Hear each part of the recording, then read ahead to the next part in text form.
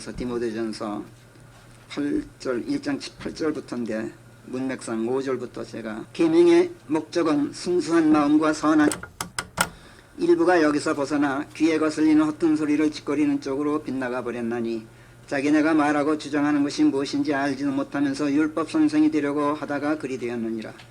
우리가 아는 것은 오직 율법이란 사람이 그것을 율법답게 이용해야 선하다는 것이라. 이것을 알지니 곧 율법이란 의로운 사람을 위해서가 아니라 무업자들과 불순종하는 자들과 신성이 없는 자들과 죄인들, 거룩하지 못하고 비속한 자들, 아비를 죽이는 자들과 어미를 죽이는 자들과 사람을 죽이는 자들을 위해서 만들어졌고, 청루에 드나드는 자들, 사내가 사내와 어울려 몸을 더럽히는 자들, 사람을 도둑질하는 자들, 거짓말쟁이들, 맹세를 저버린 자들, 그 밖에 건전한 교리에 반하는 어떤 것이 있어 그것을 하는 자들을 위해 만들어졌다는 것이니, 건전한 교리는 복되신 하나님의 영광스러운 복음에 따른 것이니라. 그리고 그것이 내게 맡겨졌느니라. 그래서 내가 우리 주 예수 그리스도께 감사하는 것인즉 그분께서 나를 신실하다 여겨 그것을 나누어주는 일에 나를 끼워주시고 내게 능력을 주셨느니라. 나는 지난날 모독자의 박해자요 가해자였느니라. 그런데도 내가 자비를 얻은 것은 내가 불신 안에서 무지한 가운데 그런 짓을 하였기 때문이니라. 그런데 우리 주의 은혜는 그리스도 예수 안에 있는 믿음과 사랑과 아울러 더 할 수 없이 넘쳤느니라. 그리스도 예수께서는 죄인들을 구원하시려고 세상에 오셨는데 나는 그 죄인들 중에서도 괴수였다는 이것은 믿을 수 있는 말인즉 그대로 다 받아들일 만하니라. 그런데도 내가 자비를 얻은 까닭은 이것이었나니 곧 이후로 그분을 믿고 의탁하여 영원한 생명에 이르게 될 자들에게 하나의 본보기가 되게 하시려고 예수 그리스도께서 내 안에 오래 참으심을 있는 대로 다 쏟으셨기 때문이니라. 눈으로 뵐 수 없으나 영원하시고 불멸이시며 유일하게 지혜로우신 하나님이신 왕께 존귀와 영광이 영원 무궁토록 있기를 축원하노라. 아멘. 아들 디모데야, 지난날 내게 임하였던 예언들에 따라 내가 이 명령을 내게 위임하노니 너는 그 예언들을 힘입어 선한 싸움을 싸우라. 믿음과 선한 양심을 붙잡고 그리하라. 어떤 자들은 믿음의 언저리를 맴돌다가 양심을 내팽개치는 바람에 파산하고 말았느니라. 그 중에는 후메네와 알렉산더가 있나니 모독 행위를 해서는 안 된다는 것을 그들로 터득게 하려고 나는 그들을 사탄에게 넘겼느니라. 성경에서 계명하면 이른바 십계명으로 요약되는 율법들, 출애굽기니 레위기니 민수기니 신명기 등에 수록된 수많은 율법들을 의미하는 것으로 다들 이해하는 것이 보통이지만 생각을 넓혀서 곰곰이 생각해보면 율법서들만이 아니라 사실은 창세기 1장 1절부터 요한계시록 22장 21절 마지막 9절까지 성경 전체에 수록된 하나님의 말씀들 모두가 무엇인가를 훈계하고 명령하고 있는 말씀들이다. 즉 계명들이다 라는 것을 우리가 지난주에 공부했어요. 예수님께서 이 땅에 오셔서 최초로 전하신 복음의 제1성이 무엇이었어요? 산상설교에서 시작되죠. 영이 가난한 자들은 복이 있나니. 이게 복음의 제1성이었어요. 이는 하늘의 왕국이 그들의 것임이라. 마태복음 5장 3절에서 이렇게 시작되는 이른바 산상설교가 예수님께서 전하신 복음의 제1성이었어요. 이 복음의 말씀 속에 어디 이래라 저래라 뭐 그러면 못 쓴다 저러면 안 된다 하는 훈계가 어디 있어요? 명령이 어디 있어요? 그러나 그래서 언뜻 들으면은 전혀 계명 같지 않죠. 그런데 좀 생각을 넓혀보자고, 곰곰이 한번 생각해보자는 얘기예요. 그러면 이 말씀 속에도, 예수님의 이 말씀 속에도 너희가 하늘의 왕국에 들어가는 복을 누리고 싶으냐? 그렇다면 지금 내 영이 죽어 있다는 것, 그래서 내 영이 지금 아주 가난하게 초라하게 짝이 없다는 것을 먼저 깨달아라. 그리고 어떻게 하면 이 영을 되살리고, 그래서 생명을 얻을고, 생명을 얻어야 생명의 왕국인 하나님의 왕국, 하늘의 왕국에 들어갈 거 아니에요. 그래서 어떻게 하면 그렇게 할 수 있을까? 이것을 갈급해하는 그런 영을 지니도록 해라. 그러면 생명을 얻고 산자들의 왕국인 하늘의 왕국, 하나님의 왕국에 들어갈 수 있다. 이런 훈계와 명령이 들어있어요. 복음인데도 계명이란 말이에요. 애곡하는 자들은 복이 있나니 이는 그들이 위로받을 것임이라. 그 다음에 이어서 말씀하시잖아요. 죽은 자 앞에서 슬피 우는 것이 애곡이죠. 곡하는 거, 애고하고. 자, 그런데 다름 아닌 내가 바로 지금 죽어 있어. 그러니까 애곡하려면 다른 사람을 위해서 네가 곡할 게 아니라 너를 위해서 곡해야 돼. 지금 그 얘기예요. 너를 위해서 네가 곡해야 네가 위로를 받는다. 너 자신이 죽어 있다. 그러니까 너 자신을 위해서 애곡해라. 그러면 위로받을 것이다. 이처럼 이 말씀에도 훈계와 명령이 들어있어요. 십자가를 지고 골고다로 가시던 예수님께서 울면서 뒤따르는 여인들한테도 똑같은 말씀을 하셨죠. 예루살렘의 딸들아, 나를 위해 울지 말고 너희 자신들을 위해서 울어라. 너희 자식들을 위해서 울어라. 이렇게 누가복음 23장에서 충고하셨어요. 너희들을 위해서 애곡해라. 그러니까 이 말씀이 산상설교에서는 명령형으로 되어 있지 않지만 사실은 명령이란 말이에요. 온유한 자들은 복이 있나니 이는 그들이 땅을 물려받을 것임이라. 의를 쫓아 배고파하고 목말라하는 자들은 복이 있나니 이는 그들이 배부르게 될 것임이라. 자비로운 자들은 복이 있나니 이는 그들이 자비를 얻을 것임이라. 마음이 순수한 자들은 복이 있나니 이는 그들이 하나님을 뵐 것임이라. 화평케 하는 자들은 복이 있나니 이는 그들이 하나님의 자녀들이라 일컬어질 것임이라. 의 때문에 핍박받는 자들은 복이 있나니 이는 하늘의 왕국이 그들의 것임이라. 나로 인하여 사람들이 너희를 욕하고 핍박하며 갖가지 악으로 너희를 고소하여 거짓되게 말할 때 너희가 복이 있도다. 그 다음에 명령이 나와요. 기뻐하고 즐거워하라. 실로 하늘에서 너희가 받을 상이 크니라.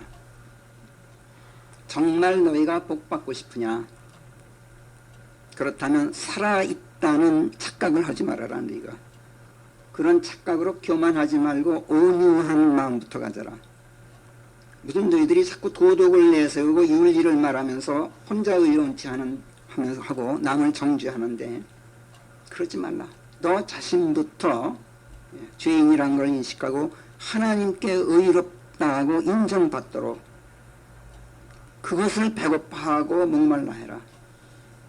없이 사는 사람들에게 자비를 베풀어라. 마음이 순수하라. 화평하라. 화평케 하라. 의 때문에 핍박당하는 것을 부끄러워하지 말아라. 나로 인해서 너희들 핍박당하는 거 그거 즐거워해라. 전부 명령이에요. 사실은 전부 훈계고 명령이란 말이에요. 즉 계명이라고. 이처럼 성경 말씀들은 모두가 그 한마디 한마디가 다 계명들이고 훈계들이에요. 그렇기 때문에 이것이 법제화되면은 율법이 돼요. 율법이란 법제화된 걸 말해요. 근데 이따가 이제 제가 설명하겠지만 사실 율법하면 여러분들은 아 이거는 구약시대에 하나님께서 이렇게 정해준 것이다 이렇게 이제 생각할 텐데 지금 뭐예요? 창세기 1장 1절부터가 계명이라고 제가 지금 여러분들에게 설교하고 있어요. 지난주부터. 율법이란 말이에요. 성경 말씀은 전부가 율법이에요. 그렇다면 율법이라고 할 때의 하나님의 말씀이란 어떤 의미인가? 이것이 복음이라고 할 때는 또 같은 말씀인데 어떻게 달라지는가 성격이. 이것이 더 건전한 기울이라고 했을 때는 또 어떻게 성격이 달라지는가. 이거를 여러분들이 오늘 이제 공부하셔야 돼요. 자, 예수님께서는 분명 복음을 전하러 오셨고 복음을 받아들이면 누구든지 구원에 이를 수 있는 길을 활짝 열어놓기 위해서 오셨어요. 그리고 그 복음의 제1성이 지금 읽은 대로 마태복음 5장 3절에서 시작되는 산상설교였어요. 그런데 예수님께서는 이렇게 복음을 전하시면서 그 오신 목적을 뭐라 그러셨느냐면 그 산상설교에서 지금 이 마태복음 5장의 이 부분을 말씀하시는 도중에요.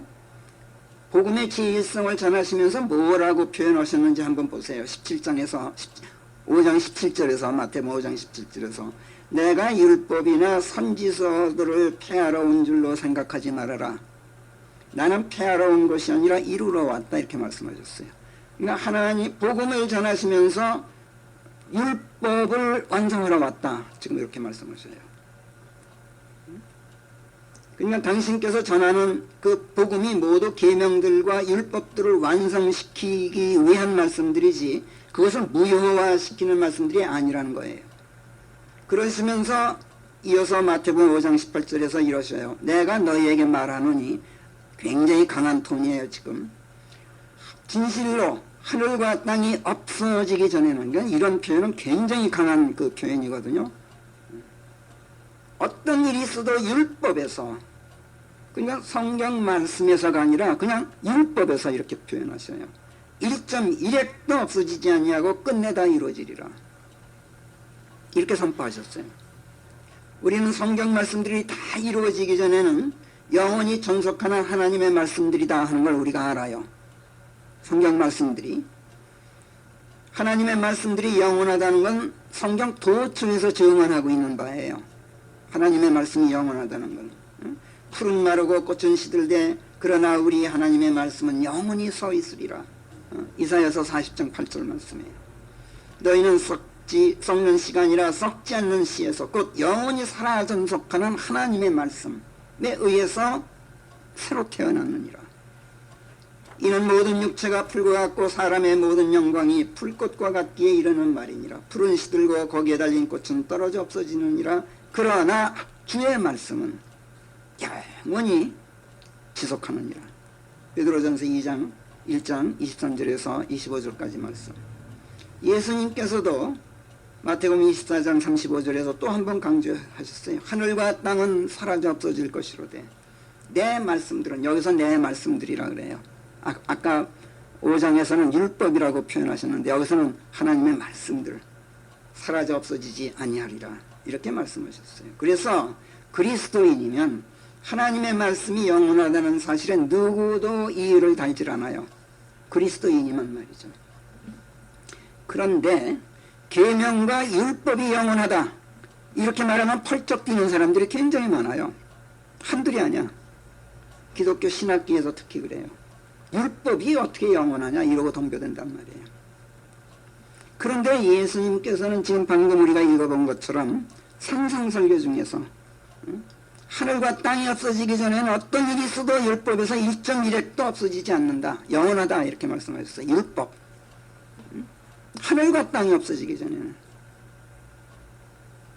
기독교 신학에서는 말할 것도 없고 거의 대부분의 그리스도인들이 지금 율법 하면 그건 이미 철폐되었다 이렇게 생각하는 게 보통이에요.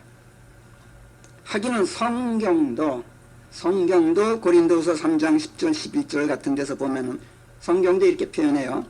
영광스럽게 만들어진 것이었지만, 율법이 영광스럽게 만들어진 것이었지만 그것을 능가하는 영광 때문에 철폐된 그것 이렇게 표현해요. 철폐되었다, abolished라 그래요.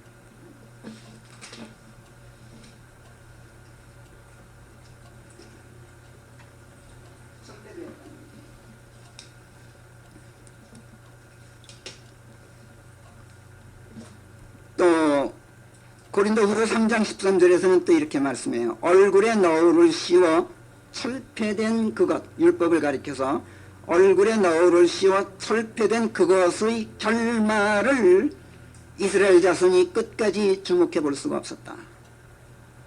이렇게 말씀해. 그러니까 율법은 철폐되었다. 이렇게 지금 말씀하는 거예요. 또 에베소서 2장 15절에서도 뭐라고 증언하냐면 율례들, 그러니까 율법 안에는 여러 가지 규례와 율례와 이런 것들이 있죠. 그 율례들 속에 들어있는 계명들이라는 율법, 계명들이라는 율법을 당신의 육신으로 철폐하셨다. 예수님의 육신으로 율법을 철폐하셨다. 이렇게 증언해요.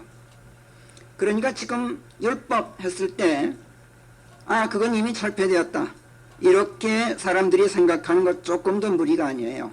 성경이 이렇게 증언하고 있으니까. 자, 그렇다면 예수님께서 어떤 일이 있어도 율법에서 일정 이력도 없어지지 않고 끝내 다 이루어지리라. 이렇게 선언하셨던 것과 상충하지 않아요?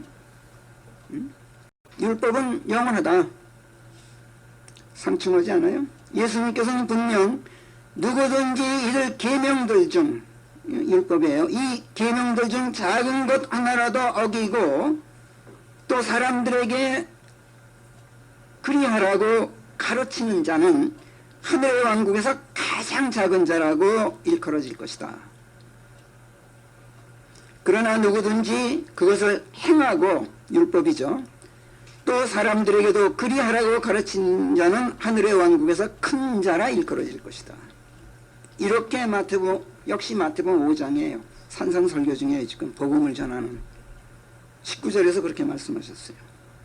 많은 사람들이 생각하듯이 만약 계명들과 율법이 철폐되었다면 그 가운데 가장 작은 것은 고사하고 가장 큰 것이라도 어떻게 지킬 수가 있단 말인가. 철폐되었는데 또 철폐된 것을 지키는 게 무슨 의미가 있겠는가. 그렇잖아요.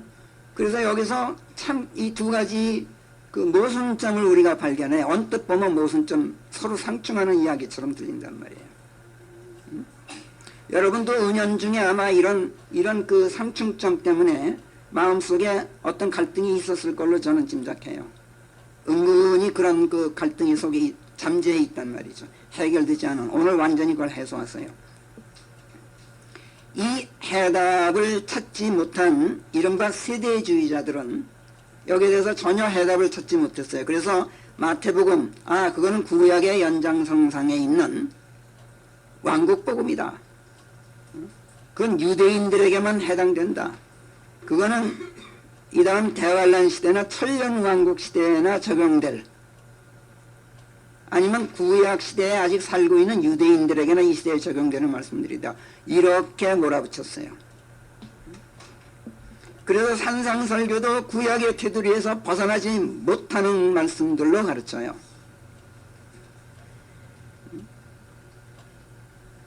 이것은 율법이 다시 부활하게 되는 천년왕국 시대에나 적용될 왕국복음이다. 이렇게 가르친단 말이에요. 여러분들 다 전에 그렇게 배웠었잖아요. 그죠?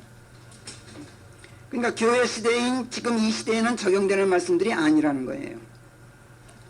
이런 식으로 아주 얼토당토하는 궤변을 늘어놓고 이른바 세대주의 교리라는 것을 제멋대로 만들어냈어요.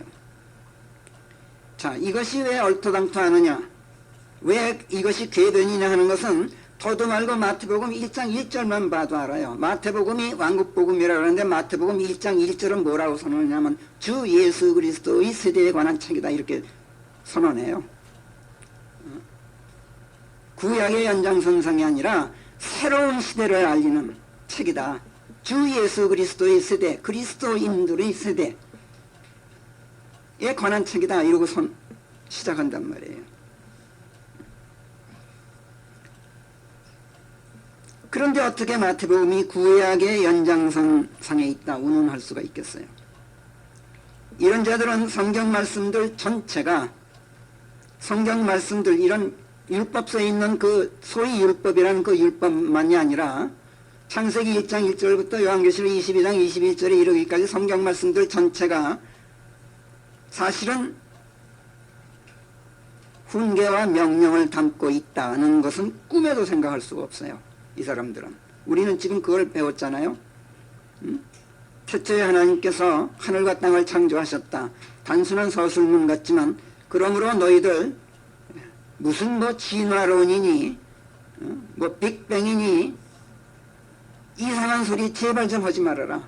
창조자는 하나님이신 것을 인정하라. 이 계명이에요. 이게. 그렇잖아요.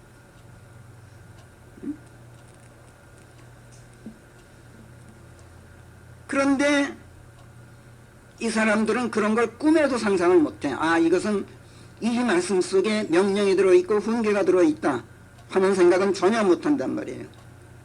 그러니까 이상한 교리를 자꾸 만들어내요. 필연적으로 그렇게 돼 있어요. 왜? 앞뒤가 안 맞는 걸 자기네들이 자꾸 발견하는 거예요. 그러니까 이상한 교리를 자꾸 만들어내요. 우리가 기회 있을 때마다 지적하는 사실이지만 이런 터무니없는 교리를 내세우다 보면 성경의 핵심 교리 중에서도 핵심이라고 할 수 있는 구원교리 마저도 구약시대 다르고 신약시대 다르고 대환란 시대 다르고 천년왕국시대 다르고 이렇게 될 수밖에 없어요. 이건 필연적으로 그런 함정에 빠지게 돼 있어요. 그러니까 세대주의자들이 그런 함정에 빠졌단 말이에요. 성경의 교리란 진리를 얘기해요. 그러니까 진리이기 때문에 교리예요. 근데 진리가 어떻게 시대에 따라서 변할 수가 있어요? 시대에 따라 변하는 게 어떻게 성경의 교리일 수가 있느냐고. 말도 안 되는 소리 아니에요? 진리가 시대에 따라 바뀐다면 진리이신 하나님이 어제의 하나님이 오늘의 하나님이 아닌 거예요. 오늘의 하나님이 내일의 하나님이 될 수가 없어요. 왜? 진리가 시대에 따라 바뀌니까. 그러면 그 하나님은 하나님이 아니란 얘기가 돼요. 이건 아주 엄청난 디lem마에 빠지게 돼요. 세대주의 그 교리라는 게. 어제 다르고 오늘 다른 하나님이 어떻게 하나님이실 수가 있어요? 하나님은 영원부터 영원까지 여전하신 분 아니에요. 변함없으신 분. 너무 상식적인 얘기인데 이 사람들이 그걸 생각을 못해요. 왜? 스스로 어떤 교리를 만들어내고 자기네들이 자기네들 스스로 함정에 빠지는 거예요. 세대주의자들은 소위 디모데후서 2장 15절을 금과 억조로 내세워요. 진리의 말씀을 올바로 나누어. 여러분들 참 귀에 익은 소리죠. 진리의 말씀을 바르게 나누는 가운데 부끄럽게 되지 않아도 되는 일꾼으로 하나님께 인정받은 너 자신을 내보일 수 있도록 열심히 노력하라. 디모데후서 2장 15절. 이걸 금과 억조로 내세우면서 성경 말씀들을 시대별로 조각조각 내는 것이 바르게 올바로 나누는 것으로 가르쳐 왔잖아요. 봐라, 하나님의 말씀을 올바로 나누라 그랬지 않느냐. 그러니까 이 말씀은 구약시대로 가져가고 이 말씀은 신약시대로 가져가고 이렇게 하는 게 옳게 나누는 것이다. 이렇게 여러분들 배웠죠 다. 그런데 눈 씻고 찾아봐도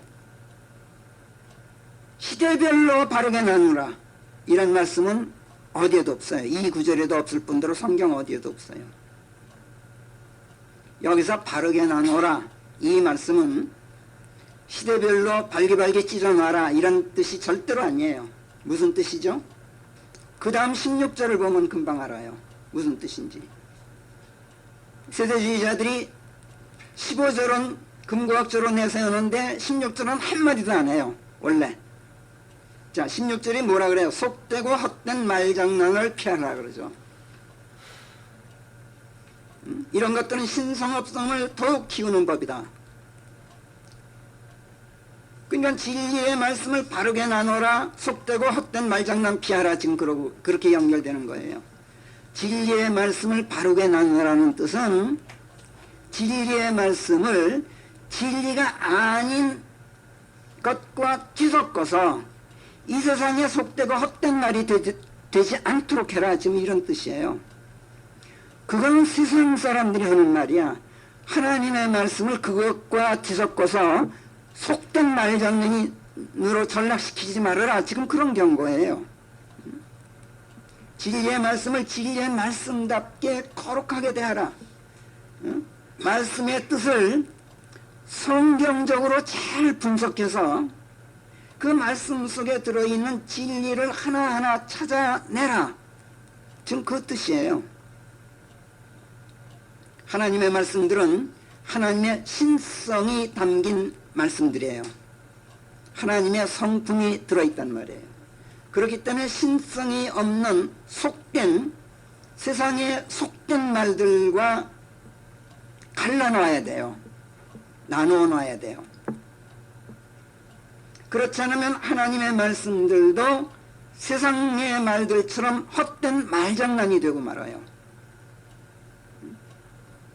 하나님께서 태초에 하늘과 땅을 창조하신 후에, 하나님께서 하늘과 땅을 창조하신 뒤에 땅에서 행하신 첫째 일이 뭔지 아세요, 여러분들? 퀴즈 내볼까? 정자매님. 하나님께서 하늘과 땅을 창조하셨어요. 그 다음에 땅에서 행하신 첫 번째 그 일이 뭔지 아세요? 네?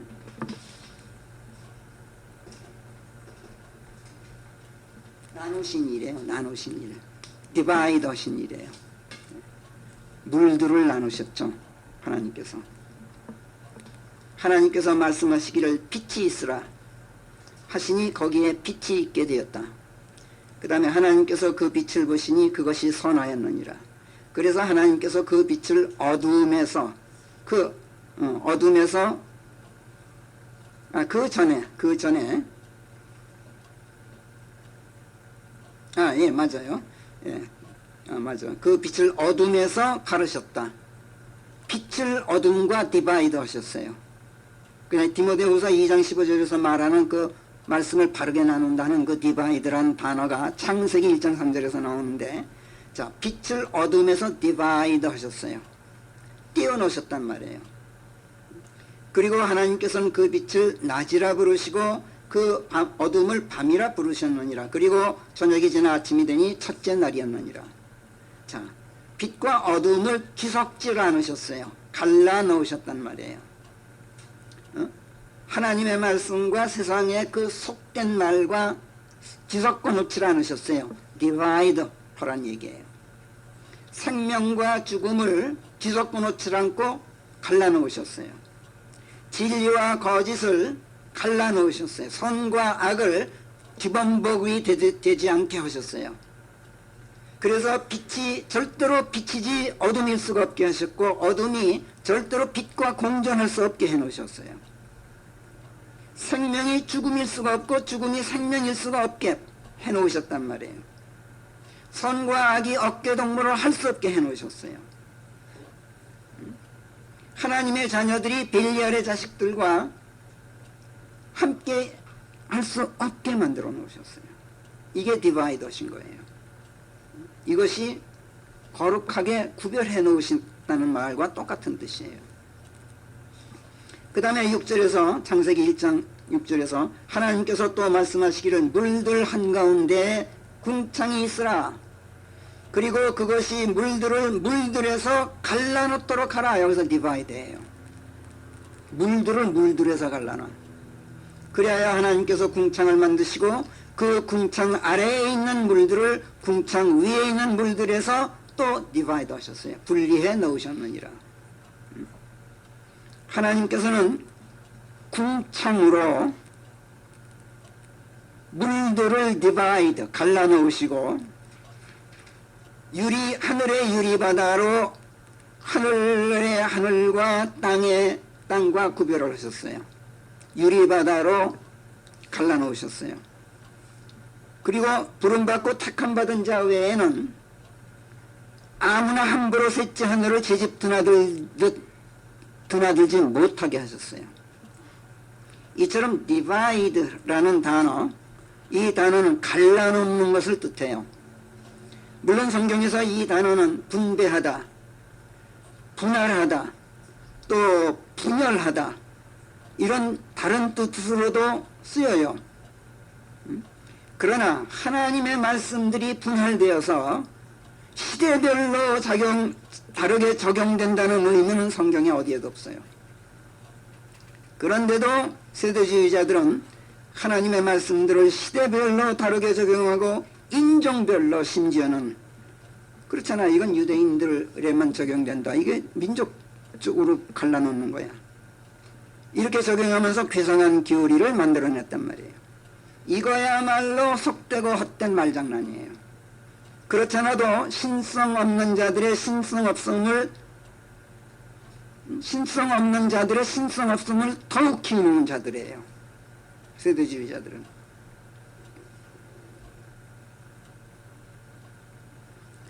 이 사람들이 고담 16절만 눈여겨봤더라도 그런 실수는 안 했을 거예요.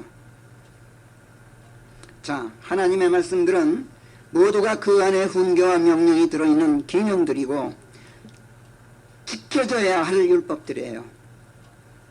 바로 그렇기 때문에 특별히 무슨 출애굽기니 레위기니 민수기니 신명기에 수록된 율법들이 아니더라도 하나님의 말씀 하면 의뢰의 그 뒤에는 뭐가 따라요? 순종, 복종. 훈계와 명령이기 때문에 나오는 말이에요. 순종하라, 하나님 말씀에 복종하라. 명령이니까. 구태여 율법이라고 우리가 생각하는 그 말씀 아니더라도,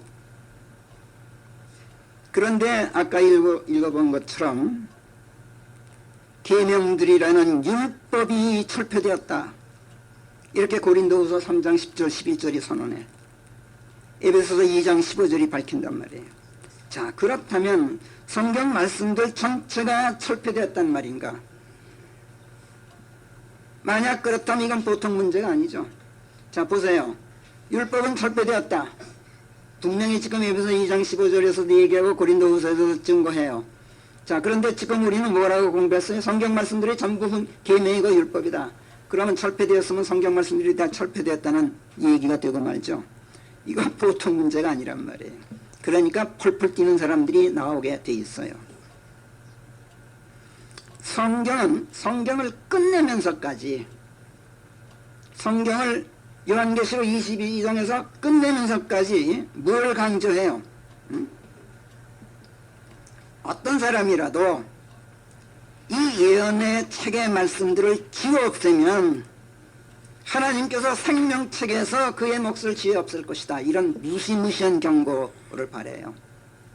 그냥 손을 못 대게 해놓으셨어요. 성경 말씀들을. 철폐되었다면 그럴 리가 있어요? 이미 철폐되었다면 성경 말씀들을 지워 없앤들 어떻고, 끼워 넣은들 어떻고, 이렇게 저렇게 변조한들 또 어떻고, 바르게 나누지 않고 세상의 말들과 마구 뒤섞고 속되고 헛된 말들로 전락시키면 또 어때? 이미 철폐된 것 가지고 뭘? 만약 이렇게 생각한다면 이거야말로 얼굴에 너울을 씌워서 율법의 결말을 똑바로 보지 못하는 자들이나 하는 생각이 된단 말이에요. 율법이 철폐되었다고 말씀하는 고린도후서 3장 10절 11절은 율법이 영광스럽게 만들어진 것이었지만, 율법이 영광스럽게 만들어진 것이었지만 그것을 능가하는 영광 때문에 철폐되었다. 이렇게 말씀해요. 또 에베소서 2장 15절도 율례들 속에 들어있는 계명이라는 율법을 당신의 육신으로 철폐하셨다. 이렇게 말씀해요. 여기에 우리가 주목해야 돼요. 무조건 철폐된 게 아니라 철폐된 조건이 있어요.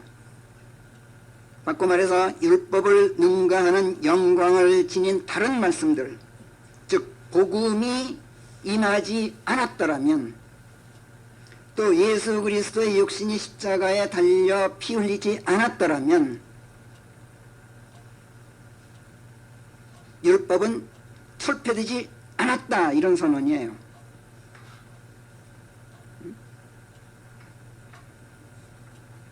율법은 지금도 엄연히 유효하다는 말씀이에요. 거꾸로. 율법이 유효하다면 성경에 수록된 모든 말씀들이 다 유효하다는 얘기예요. 당연히. 자, 그런데 이 땅에는 이미 2000년 전에 복음이 전해졌어요. 복음이 임했어요. 또 그리스도의 육신이 십자가에 달려 돌아가셨어요. 그렇다면 율법서들에 수록된 계명들이나 율법들은 말할 것도 없고, 창세기에서 요한계시록에 이르기까지 성경에 수록된 모든 말씀들이 이미 2000년 전 칼보리 십자가에서 철폐되었다는 아주 괴상한 말이 되고 말죠. 그렇죠? 있을 수 없는 얘기가 나온단 말이에요. 계명과 율법은 그것을 능가하는 영광이 등장하기 전에는 영원하고, 성경 말씀들은 그리스도의 몸으로 대체되기까지는 영원히 지속돼. 근데 이미 대체됐어. 이미 그것을 능가하는 영광이 임했어. 복음을 통해서.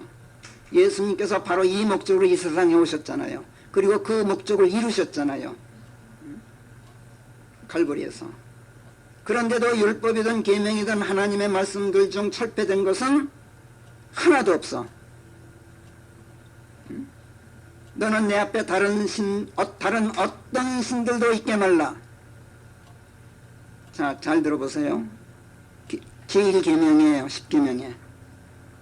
이 말씀이 지금 철폐되었다고 여러분 말할 수 있어요? 내 앞에 다른 어떤 신들도 있게 하지 말아라. 이게 지금 철폐된 계명이에요?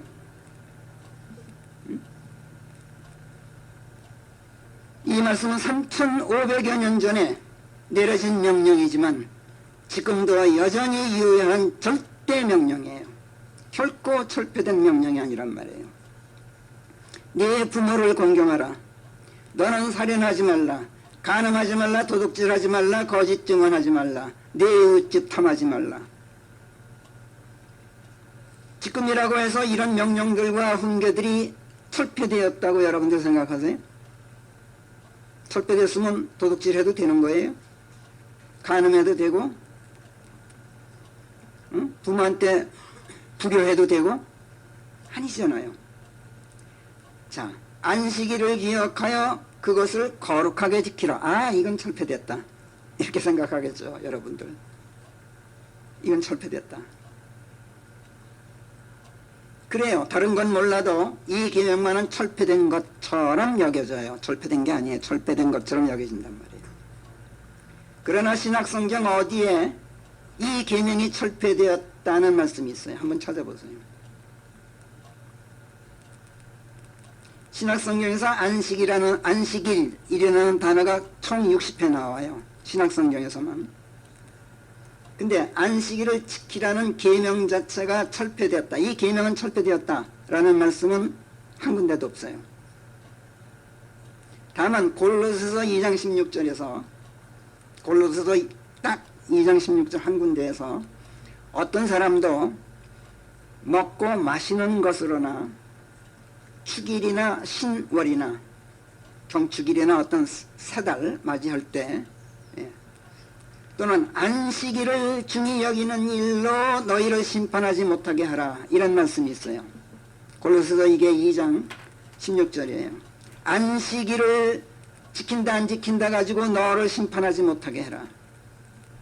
이런 말씀이 나온단 말이에요. 이 말씀은 우리들어 누가 안식일을 안 지킨다고 너 비난하고 정죄하고 심판하라던 공박하라는 얘기예요. 말하자면 우리가 안식일 지킬 필요가 없다는 말씀이에요. 응? 그러나 안식일을 거룩하게 지키라는 계명이 철폐되었다는 말씀은 아니에요. 주의하셔야 돼요, 여러분들. 철폐된 게 아니라 우리는 안 지켜도 된다는 얘기예요. 이제 금방 이해가 이제 되기 시작할 거예요. 너는 지켜야 돼. 근데 나는 안 지켜도 돼. 너무나 이유가 간단하죠. 응? 당신에게는 아직 복음이 임하지 않았어. 율법을 능가하는 영광의 말씀이 임하지 않았어. 당신에게는 아직 그리스도의 십자가 보혈이 아무 역사를 하질 않아. 당신에게는 그것이 해당이 안 돼. 그러나 나는 이미 그리스도 안에 들어가 있어. 나는 이미 안식일의 주 안에 들어가 있어. 그러니까 나는 안 지켜도 돼. 그렇다고 해서 율법이 철폐된 건 아니야. 왜? 당신은 지켜야 돼. 이해되세요, 여러분? 예. 이해되시죠? 이거를 구별하셔야 돼요.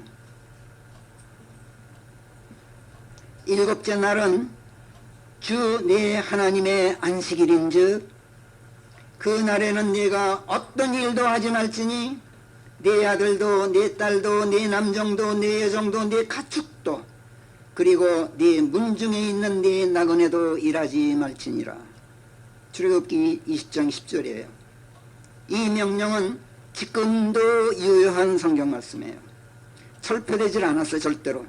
여러분들 이거 철폐됐다고 생각하지 마세요.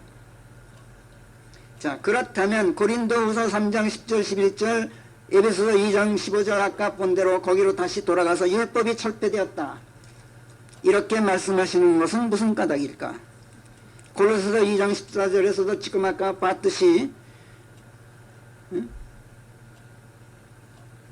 2장 14절 아까는 15절 봤지만 이 15절에서 14절에서 우리 반대편에 서서 우리를 고소하던 손으로 쓴 규례들 율법이죠. 말씀하시고 이런 뜻이 나와요. 이런 말씀이 나와요. 그것을 그분의 십자가에 못 박아 버리셨느니라 이렇게 말씀해요.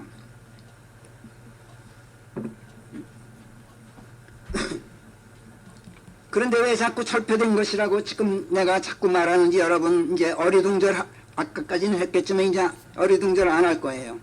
골로새 2장 11절을 보세요. 골로새 2장 11절을 보면 그분 안에서 너희가 또한 손으로 행하지 않은 할례로 할례되었나니 너희는 할례됐어. 그리스도의 할례에 의해서 육신의 죄들로 더러워진 몸을 벗어버렸다. 그래서 너희는 할례된 것이다. 12절 침례로 이분과 함께 장사되었다가 이분과 함께 거기서 또한 일으켜진 것이니 장례된 바에서 다시 일으켜진 것이니 그분을 죽은 자들로부터 일으키신 하나님께서 가동하시는 믿음을 통해서 그렇게 됐다. 이게 무슨 말씀이죠? 예수 그리스도의 죽으심만으로 침례되어서 내 옛사람을 죽여버렸어. 그리고 그분과 함께 장사까지 지내졌을 정도로 나는 그분 안에서 나의 옛사람을 철저히 할례해버렸어. 옛사람을 할례해버렸어. 나는 완전히 잘라버렸어. 내 옛사람을 잘라내버렸어. 그리고 그분과 한 몸을 이뤘어. 내 옛사람은 그분과 한 몸이 될 수 없어요. 그래서 그걸 잘라내고 그분과 한 몸을 이뤘어. 즉 믿음을 이뤘단 말이에요. 그리고 모든 것을 믿음을 이뤘으니까 모든 것을 하나님께서 행하시도록 전적으로 그분에게 의탁했어. 그랬더니 그 믿음 안에서 아닌 게 아니라 하나님께서 움직이기 시작해. 어떻게 움직였어? 예수 그리스도를 다시 일으키신 그 힘으로, 그 권능으로 그걸 가동하시더니 나를 다시 일으키시는 거야.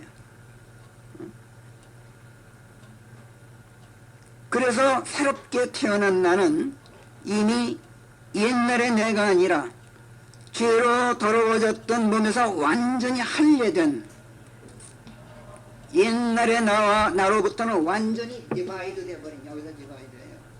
옛날의 나와는 지금의 나와는 완전히 디바이드예요. 나누어졌어요. 갈라졌어요. 내 옛사람과는 완전히 갈라선 하나님의 자녀. 지금 이 말씀이에요. 지금 골로새서 2장 14절이. 너희는 그런 사람이다. 이런 나에게, 이런 우리들에게 율법이 그리스도의 십자가에 못 박여 치워 없어진, 십자가에 이미 못 박혔다 그랬죠. 율법이. 그거를 나한테 들이댈 수가 있어요? 들이댈 수 없다는 게 골로새 2장 14절 얘기예요. 내 반대편에 서서 사사건건 나를 비난하고 정죄하고 고소하던 율법이 이제는 철폐되고 무효가 되어버렸어. 나한테. 응? 왜? 할례되었기 때문에. 함께 장사되고 내 옛사람을 완전히 디바이드 해버렸기 때문에. 믿음 안에 있기 때문에. 하나님 안에 있기 때문에 나한테는 무효화됐다는 얘기예요. 여러분이 그리스도인이라면 여러분은 지금 예수 그리스도 하나님 안에 들어가 있는 사람들이죠. 그렇다면 그분 안에서 완전케 된 사람들 아니에요. 골로새 2장의 바로 이 대목 9절은 그리스도를 일컬어서 뭐라 그러냐면은 신격을 충족시키는 모든 것이 그분 안에 실체적으로 들어있다 이렇게 말씀해요. 하나님으로서 하나님일 수 있는 모든 품격이, 신으로서의 모든 격이 그리스도 안에 충만하게 갖춰져 있다 이런 말씀이에요. 그게 관념적으로 그런 게 아니라 실체적으로 그렇다 이렇게 말씀해요. 그래서 과연 여러분이 그분 안에 들어가 있다면 그분 안에서 실체적으로 갖춰져 있는 그 신격이 여러분의 격이 돼요. 여러분의 것이 된단 말이에요. 여러분의 품격이 돼요. 그 안에 들어갔기 때문에. 그것도 관념적으로 그런 게 아니라 실체적으로 그렇게 돼요. 그래서 이 실체적이라는 말이 대단히 중요해요. 우리말 역본들이 그거를 무슨 몸의 형태로 이상하게 번역해서 무슨 뜻인지 못하게 돼 있는데, 바딜리, 아주 실체적으로, 관념적이 아니라. 그러니까 내가 그리스도 안에 들어가 있으면 그리스도 안에 갖춰져 있는 그 신격이, 하나님으로서의 그 품격이 내 품격으로 아주 실체적으로 관념상으로 그런 게 아니라 바딜리하게 내 것이 돼요. 그런 여러분에게 너는 내 앞에 다른 어떤 신들도 있게 말라. 숨어야지 정도가 아니라 그분 안에 아주 들어가 있어요, 여러분들은. 그런데 여러분들은 너 하나님 앞에 다른 신들 두지 마라 이렇게 말한다면 여러분들 어떻게 생각하세요? 참 얼토당토 않잖아요. 응? 내 부모를 공경하라. 세상의 효자로,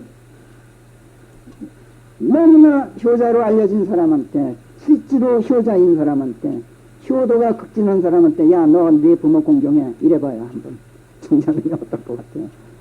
말도 안 되는 훈계 아니에요. 그죠? 예. 율법은 그것이 필요한 사람에게 필요한 거예요. 우리는 이미 거기서 벗어나 있는 사람들이에요. 그리스도인들은. 응? 그럼 그리스도인들에게는 부모를 공경하라는 말씀이 필요 없느냐? 그런 뜻이 아니에요. 명령하고 훈계하지 않아도 그리스도인들은 당연히 부모를 공경하는 사람들이란 뜻이에요. 당연히 남의 것 탐내지 않는 사람들이란 뜻이에요. 응? 네 부모를 공경하라. 살인하지 말라. 간음하지 말라. 도둑질하지 말라. 거짓 증언하지 말라. 네 이웃을 탐하지 말라. 어떻게 이렇게 훈계하고 명령한다면 이거는 여러분이 아니라 여러분을 안에 품고 있는 예수님한테 명령하는 꼴이 되버려요. 이런 명령이. 그게 말이 돼요? 자, 여러분은 지금 그리스도 안에 들어가 있어요. 근데 여러분들은 간음하지 말라 이렇게 훈계한다면 여러분을 안고 있는, 안에 품고 있는 그분에게 명령하는 게 되잖아요. 어떻게 예수님대로 간음하지 말라 훈계할 수 있어요? 그건 말도 안 되는 소리 아니에요? 논리적으로. 여러분이 정말 그리스도인이라면, 여러분이 정말 그분 안에 들어가 그분과 한 몸을 이루고 있다면 여러분은 여러분이 아니라 예수 그리스도예요. 왜? 이는 신격을 충족시키는 모든 것이 그분 안에 실체적으로 거하고 있습니다. 그래서 너희도 모든 주권과 권위의 머리이신 그분 안에서 완전케 되었다고 선언해요. 응? 골로새서 2장 9절 10절은 예수님께서 모든 주권과 권위의 머리이시라면 그분 안에 들어가 있는 여러분도 그분 안에서 모든 주권과 권위의 머리예요. 그러면 여러분에게 명령하고 훈계할 권위가 없어요. 머리이기 때문에. 그리스도인 된다는 것이 얼마나 대단한 특권인지 아세요? 문제는 우리가 과연 그분 안에 들어가 있는가 하는 것이죠. 그런데 누가 어떤 주권으로 어떤 권위를 가지고 우리더러 안식일을 지키라고 명령할 수 있어요? 그리스도께서는 안식일의 주라고 선언하셨죠. 사람으로 온 아들은 실로 안식일의 주이기까지 하니라. 마태복음 12장 8절. 그래서 예수님께서는 안식일을 지켜야 할 의무가 없으셔요. 그분께서 그러하시다면 그분 안에 들어가 있는 우리도 마찬가지예요. 안식일을 지킬 의무가 없어. 그래서 안식일에 곡식밭을 지나다가 배가 고파서 곡식이삭을 따먹은 예수님의 제자들도 안식일을 지키지 않는다고 비난하고 정죄하고 심판하는 그 종교인들에게 예수님께서 반박하신 말씀이 바로 이 말씀이에요. 어떤 사람도 안식일을 중히 여기는 일로 너희를 심판하지 못하게 하라 라고 골로새 2장 16절에 아까 말씀했는데, 이 말씀은 바로 예수님께서 마태복음 12장에서 종교인들에게 선언하셨던 그 말씀을 토대로 한 거예요.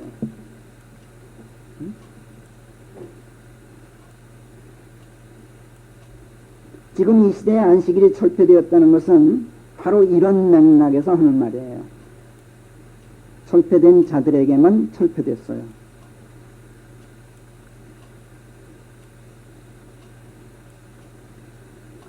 어떤 사람들은 안식일이 요즘에 이 교회 시대는 일요일로 대체되었기 때문에 철폐되었다 이렇게 얘기하는데, 그런 말 성경에 없어요. 어디에 안식일이 일요일로 대체됐다는 말이 있어요? 그런 말 없어요. 우리가 안식일을 지키지 않아도 되는 것은 우리가 안식일의 주이신 예수 그리스도 안에 있기 때문에 안 지켜도 되는 거예요. 지킬 의무가 없어요. 우리가 주일 성수를 중히 여기는 이유는 주께서 부활하신 첫째 날을 기려서 성도들이 함께 모여서 예배드렸던 초대교회 시대의 전통에 따르는 것이에요. 안식일과는 전혀 다른 문제예요. 이거는 세상의 전통이 아니라 하나님의 교회의 전통이에요. 그렇기 때문에 우리가 따라요. 성경은 데살로니가후서 3장 6절에서 교회의 전통을 따르지 않는 것을 뭐라 그러느냐면은, 우리가 배웠죠. 교회의 전통을 안 따르는 걸 뭐라 그러냐면 문란하게 행하는 짓으로 규정해요. 교회의 전통을 안 따르는 건 문란한 것이다 이렇게 규정한단 말이에요. 그리고 그런 자들에게서 발을 빼라 이렇게 명령해요. 공부했죠? 형제들아, 우리가 이제 주 예수 그리스도의 이름으로 너희에게 명령하노니 이렇게 말씀하고, 누구든지 우리에게서 받은 전통을 따르지 아니하고 문란하게 행하는 자, 그런 형제라면 누구에게서나 너희의 몸을 거기서 빼라. 데살로니가후서 3장 6절 명령해요. 이거는. 자, 그리스도인들은 그리스도 안에 들어가 있기 때문에 하나님의 신성을 지니고 그리스도 안에 구비되어 있는 신격을 충족시키는 모든 요소를 그분과 함께 공유하고 있기 때문에, 그럴 뿐만 아니라 모든 주권과 권위의 머리이신 그분의 영광을 그분과 함께 공유하고 있어요. 그렇기 때문에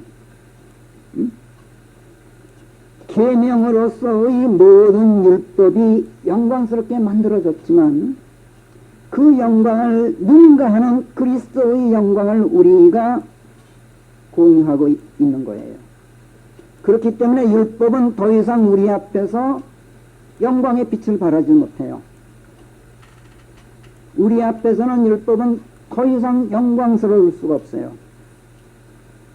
영광을 내세울 수가 없어, 율법이 우리에게. 예수 그리스도보다 더 영광스러운 것은 이 세상에 아무것도 없어요. 그러나 그리스도인으로 거듭나지 못한 채 여전히 죄들로 더럽혀져 있는 이 세상 모든 사람들, 거듭나지 못한 사람들, 또 그리스도인이라고 자처하지만 사실은 유사 그리스도인들에 불과한 기독교라는 이름의 종교인들, 이런 사람들에게는 계명과 율법이 지금 이 시대에도 철폐되지 않고 여전히 유효해요. 그들에게는. 그들은 여전히 그리스도 밖에 있기 때문에, 의로운 사람들이 아니기 때문이에요. 그들은 무법자들이고, 지금 디모데전서 우리가 공부하고 있는 1장에서 바로 율법은 이런 자들을 위해서 만들어졌다. 어떤 자들? 무법자들, 불순종하는 자들, 신성이 없는 죄인들, 거룩하지 못한 자들, 비속한 자들, 아비를 죽이고 어미를 죽이고 아비 죽이고 어미를 죽인다. 그러니까 여러분들 참 생소한데 성경에는 아비 죽이고 어미 죽인 장본인들이 많이 나옵니다.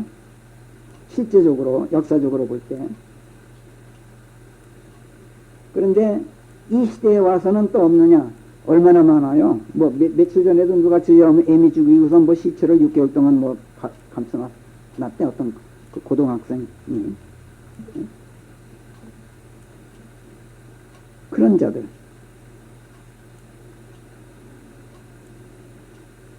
천루에 드나들고 사내가 사내와 어울려서 몸을 더럽히는 자들.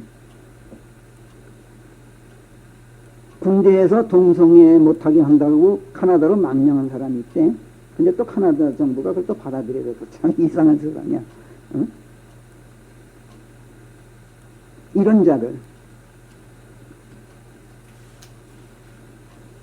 사람을 도둑질하는 자들, 유괴범들. 응? 여자들 뭐 무슨 직업 준다고 해가지고 모집해가지고 저 어디 술집에 팔아먹는 자들, 거짓말쟁이들, 맹세를 저부리는 자들, 이런 자들이기 때문에 유사 그리스도인들은, 거듭나지 못한 종교인들은 이런 자들이기 때문에 이런 자들에게는 네 부모를 공경하라, 살인하지 말라, 간음을 범하지 말라, 도둑질하지 말라, 네 이웃에 불리하게 거짓된 증언을 하지 말라, 네 이웃을 탐하지 말라, 네 이웃의 아내를 탐하지 말고 그의 남정도 그의 애정도 그의 소나 그의 나귀도 탐하지 말지니 네 이웃의 것은 그 무엇도 탐하지 말라 하는 명령과 훈계가 절대로 유효해. 이들에게는 그렇단 말이에요. 이런 계명들을 어길 때 어떻게 되느냐? 출애굽기 20장에서 나오는 말씀이에요. 어기면 어떻게 되느냐?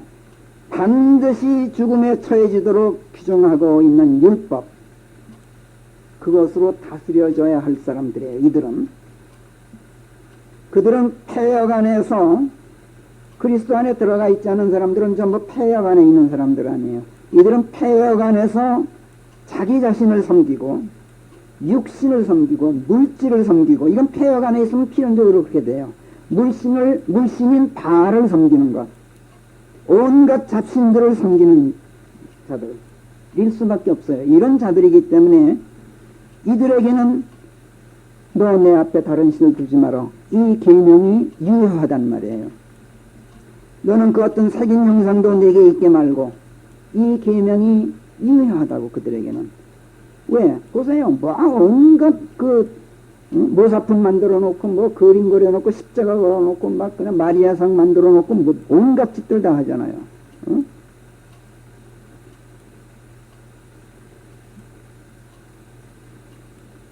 위로 하늘에 있거나 또는 아래로 땅에 있거나 또는 땅 아래로 바다에 있는 그 어떤 것의 모사품도 내게 있게 말며, 이들에게 훈계하고 명령할 명령으로 지금도 유효하단 말이에요.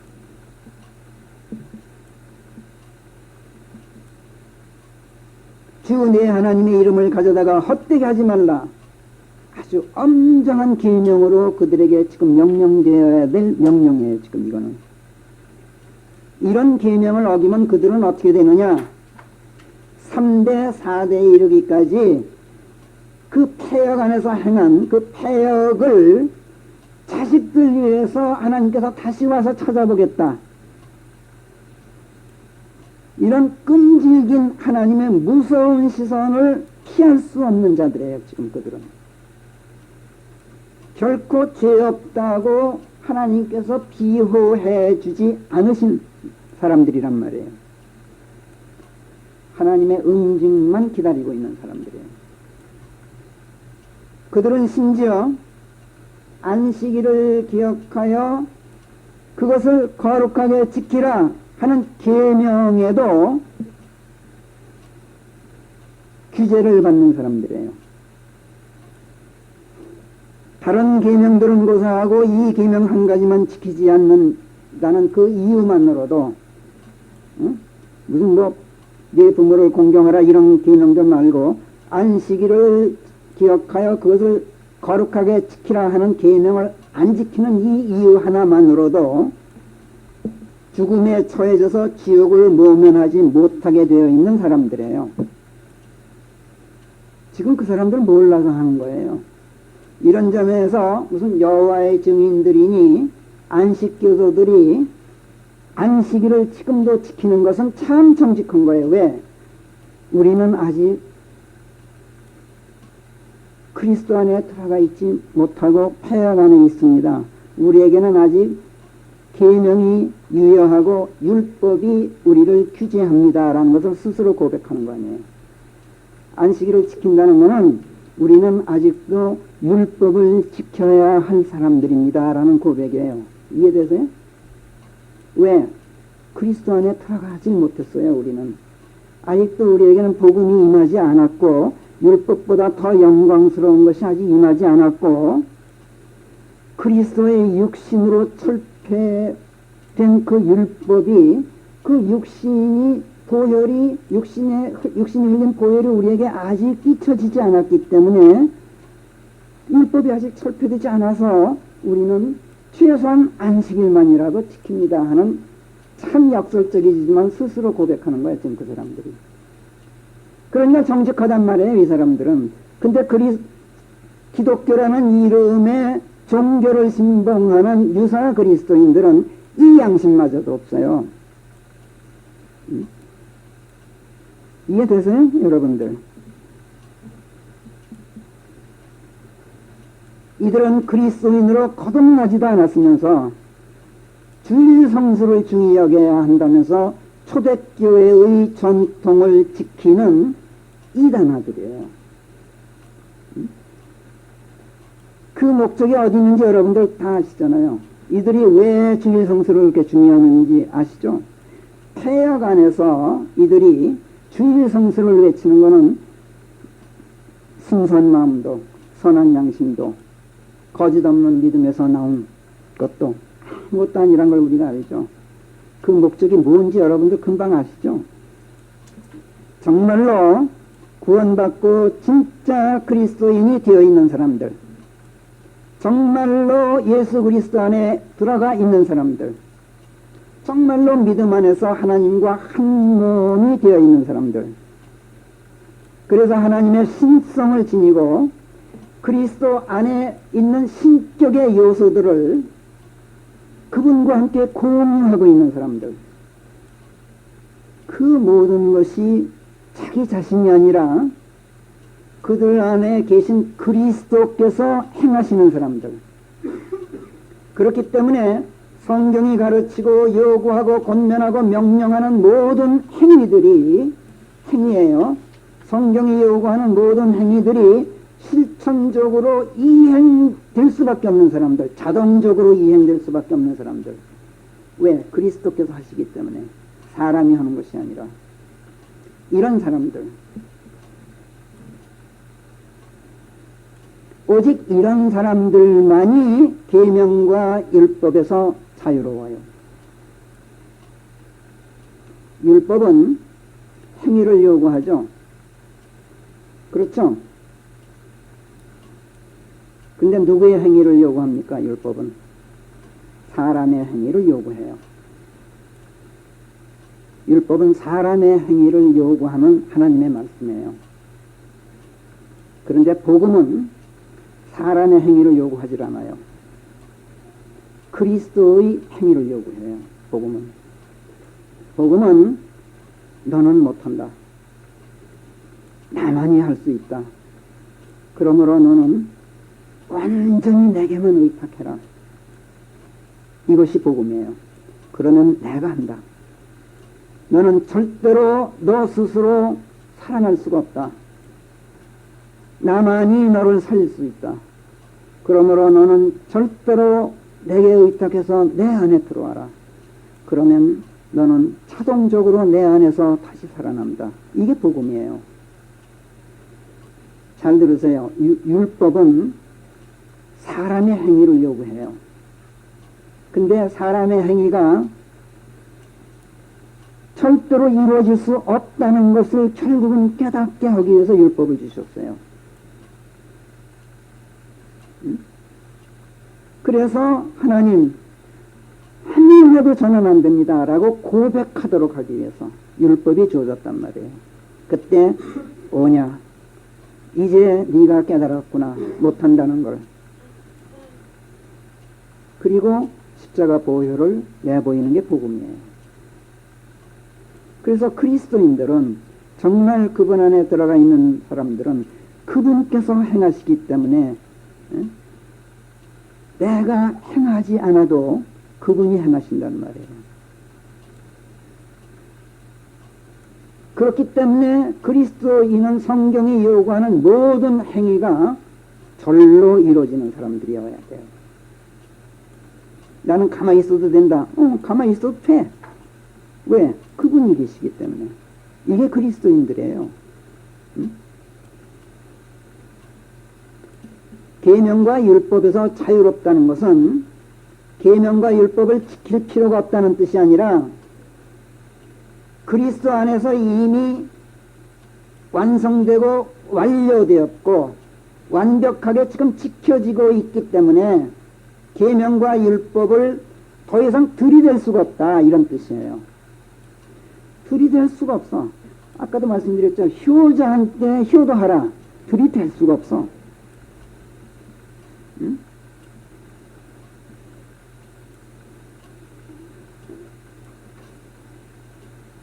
저 수연이석에 앉아있죠. 쟤는 지금 도둑질이 뭔지를 몰라요. 전혀 그런 개념 자체가 없어요. 그런데 걔 보고 지금 너 도둑질 하지 말라. 이게 도대체 말이 되는 소리예요? 이미 이루어지고 있어요, 그게.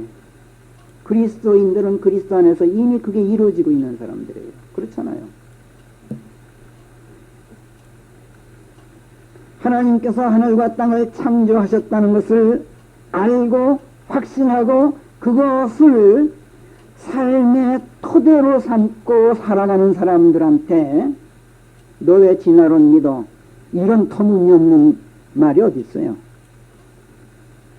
얼토당토않죠. 예수께서 다시 오실 것에 대해 모든 소망을 거기다가 두고 구원의 완성과 함께 영광으로 들어갈 그 날만을 고대하고 사는 그리스도인들에게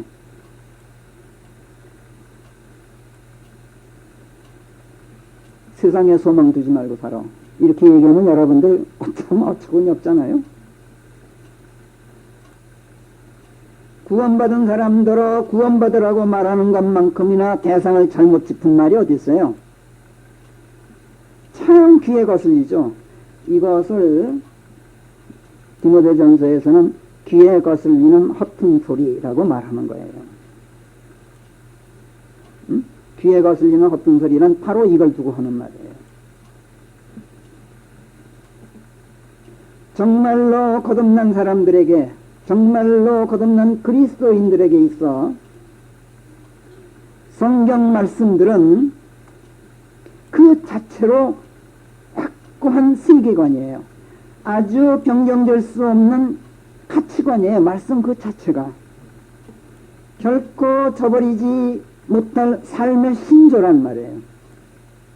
그렇기 때문에 훈계와 명령의 단계는 이미 벗어나 있어요. 하나님의 말씀들이.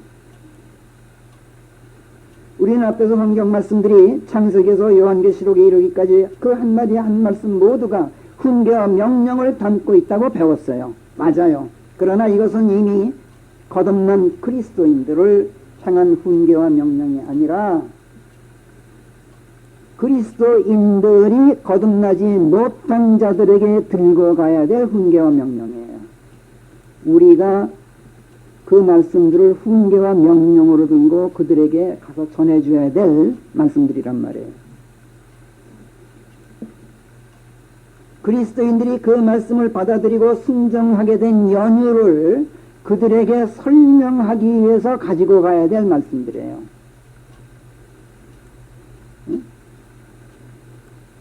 하나님께서 태초에 하늘과 땅을 창조하셨습니다 라고 들고 가는데 나는 그 말씀을 이러이러한 연유로 받아들이고 확신하게 되었고 이것이 내 가치관이 되었고 세계관이 되었고 우주관이 되었고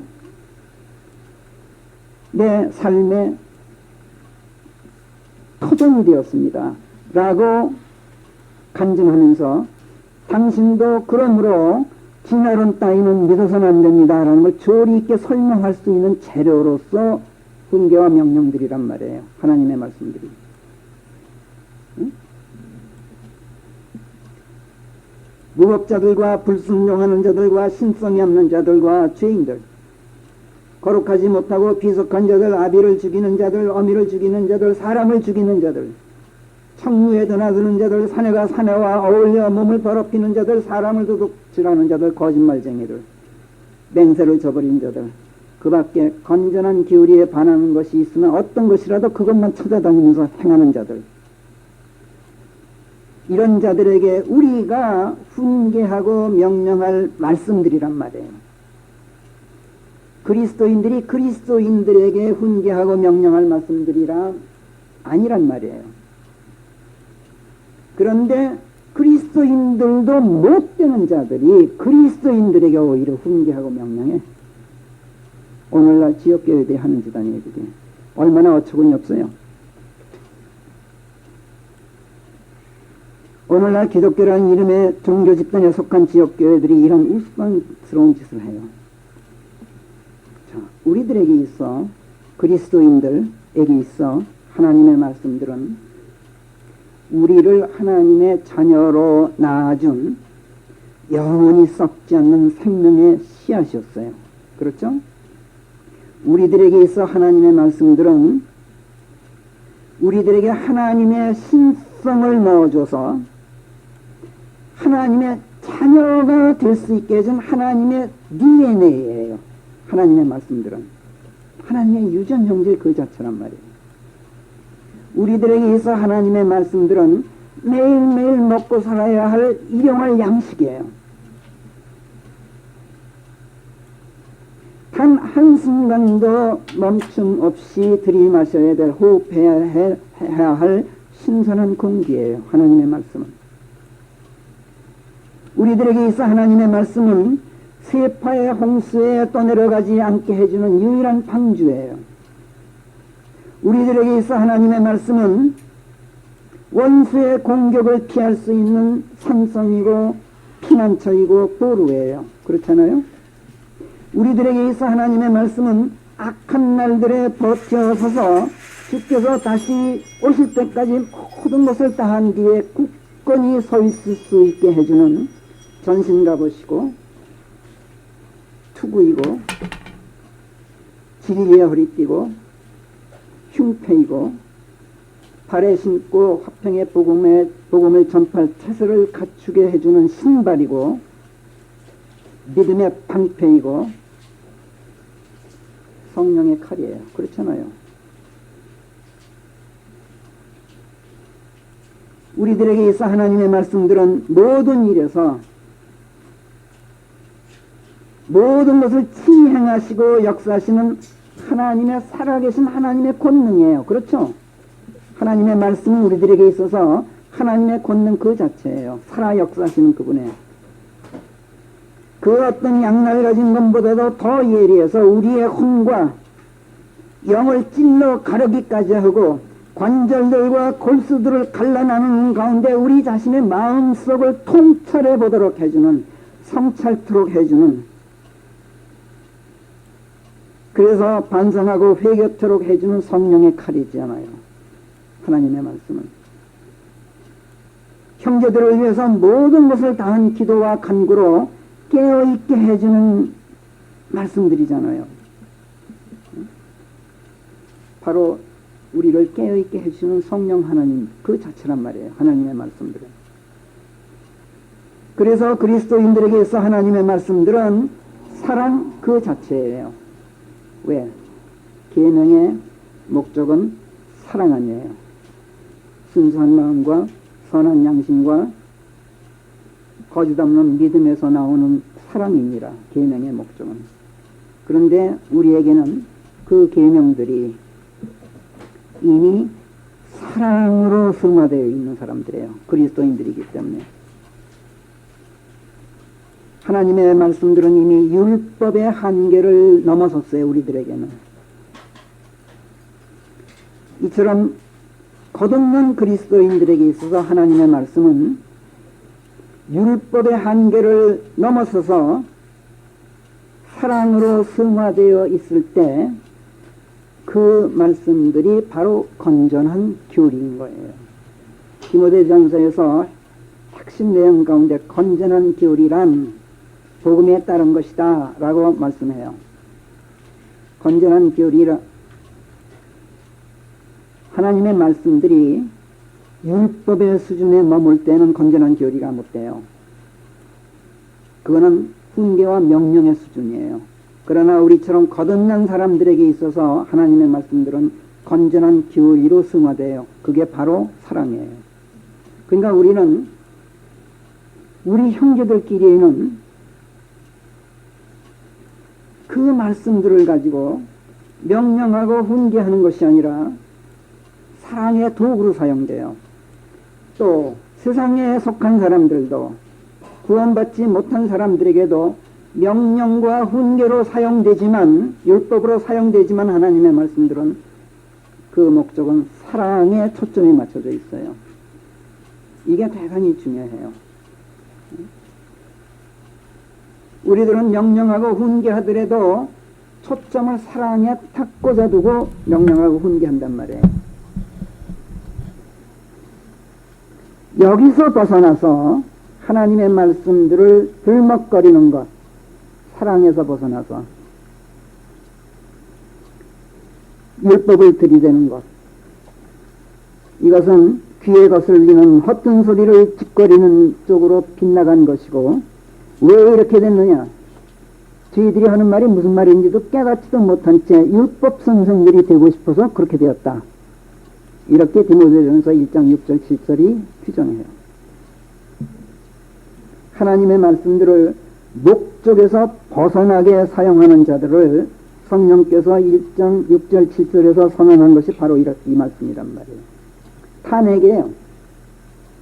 그 자들 지금 그리스도인들이라 그러는데 지금 허튼, 귀에 거슬리는 허튼 소리나 짓거리고 있어. 왜 그런지 아니? 율법 선생들이 되려고. 계명의 목적은 사랑인데 그거를 벗어났어. 이 사람들은 지금 그렇게 탄핵하고 계신 거예요. 그들이 이런 짓을 하는 것은 자기네 집단을 의리의리한 건물에 화려한 시설을 갖춘 사원을 거느린 물질적으로 아주 부유한 집단을 만들려는 의도, 전혀 순수한 마음에서 나오지 않은 의도, 그게 그들 안에 도사리고 있기 때문에 그래요. 자신들부터 회개하고 거듭나야 할 그 흉악한 죄인들인데도 그것을 숨기고 선량한 사람들 위해 군림하려는 니콜라주의에 사로잡힌 자들, 이게 종교의 특징이라 그랬죠. 우리 공부할 때. 즉 성하지 못한 양심을 지닌 자들, 그것 때문이고, 하나님께서 역사하시도록 맡기지 않고 자기네가 믿는 것이 믿음이라고 생각하고 자기네가 말하는 것이 하나님의 뜻인 것처럼 인간의 자기 의를 드러내는 발라암주의, 발라암의 교리를 따르기 때문에 그렇게 되는 거예요. 이 자들은. 종교인들이 무슨 짓을 하든 우리가 상관할 바는 없어요. 그런데 문제는 이 사람들이 그리스도인 행세를 한다는 것이 문제예요. 응? 그래서 하나님의 영광을 가리고 그분의 이름이 거룩해진다는 것이 문제란 말이에요. 그들이야말로 율법이 필요한 자들이고 율법으로 정죄되어야 될 사람이고 죄에 대하여 의에 대하여 심판에 대하여 가책받아야 할 사람들이에요. 그런데 문제가 우리들에게로 돌아와요. 바로 이전에서. 왜? 그들을 죄에 대하여 의에 대하여 심판에 대하여 가책되게 할 말씀들이 우리에게 주어졌기 때문에 그래요. 그냥 문제가 다시 우리에게로 넘어와요. 응? 그들을 정죄하고 죄에 대하여 의에 대하여 심판에 대하여 계명으로 가책할 그 계명의 말씀들이 우리 손에 지금 주어졌단 말이에요. 그런데 계명의 목적은 순수한 마음, 선한 양심, 거짓 없는 믿음에서 나온 사랑이라고 성경은 가르쳐요. 디모데전서 1장 5절. 다른 구절은 다 잊어버려도 디모데전서 2장에서 5절만 기억하셔요.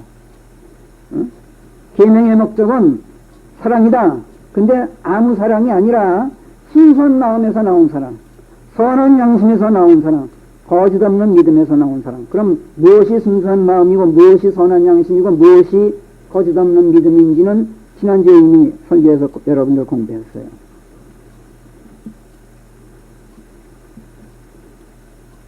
자, 그런데 그 말씀들이 우리에게 맡겨졌고 우리 앞에는 지금 말씀만 맡겨진 게 아니라 우리 앞에 하나님께서 널려놓으신 게 누구예요? 무법자들, 불순종하는 자들, 신성이 없는 죄인들, 거룩하지 못하고 비속한 자들, 거짓말쟁이들, 도둑질하는 자들, 건전한 교리에 반하는 것이면 무엇이나 찾아다니면서 행하는 자들을 우리 앞에 널려놓으셨어 지금.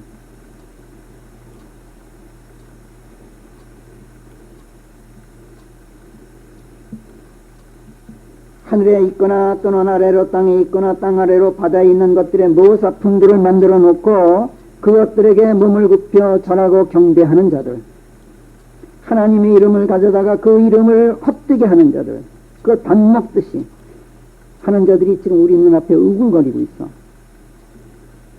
말씀들이 우리에게 맡겨져 있다면 우리가 이들을 어떻게 해야 할 것인가? 이게 문제란 말이에요. 더구나 이들은 하나님께 죄 없다고 지금 비호받지 못하는 아주 딱한 처지에 있어요. 하나님이 비호해 주지 않으니 얼마나 딱한 처지인지 몰라요. 지금 이들은 정말이지 불쌍한 사람들입니다. 그 폐역을 3대 4대 이르기까지 그 자식들 위해서 하나님께서 찾아보시는 정말 딱한 처지에 있는 사람들이에요. 이 사람들은.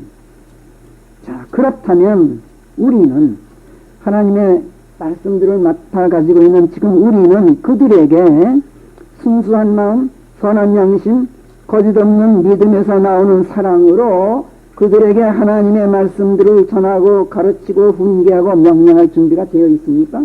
우리는. 오늘 우리 성령께서는 디모데전서 1장에서 바로 이것을 성찰해 보도록 하고 계셔요. 기도하겠습니다. 오늘 오신 하나님, 오늘도 저희들의 예배를 기뻐 받으시고 복되고 거룩하게 인도하시는 가운데 영과 진리 안에서 귀한 말씀들로 응답해 주신 은혜를 감사합니다. 말씀으로 저희들을 구원하시고 말씀을 하나님의 씨로 저희 안에 넣어주셔서 저희로 하나님의 자녀들로 낳아주셨을 뿐만 아니라 매일매일 말씀들을 일용할 양식으로 주시고 호흡해야 하는 신선한 공기로 주시고 방주가 되게 하시고 산성이요 보루며 피난처가 되게 하시고 전신갑옷, 허리띠, 흉패이며 방패요 투구이며 신발이요 성령의 칼이 되게 해주신 은혜를 감사합니다.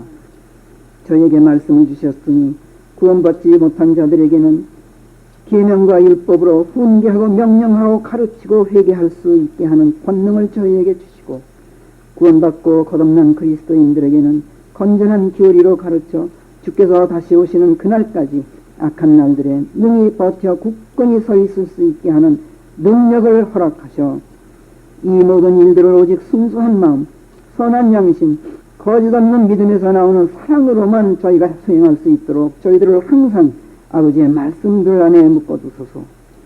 하나님 아버지, 이제 예배를 마치고 돌아갑니다. 자녀들의 귀갓길 안전하게 지켜주시고 또 한 주간 동안 화평의 복음을 전파할 태세를 갖추고 있는 하루하루로 인도해 주시고 시시각각으로 우리 자신들을 성찰하는 저희들이 되게 하시며 모든 것을 다한 기도, 간구로 형제들을 위해서 기도하는 시간들이 되도록 은혜 내려 주시옵소서. 감사합고 이제 예수 그리스도 이름으로 기도합나이다. 아멘.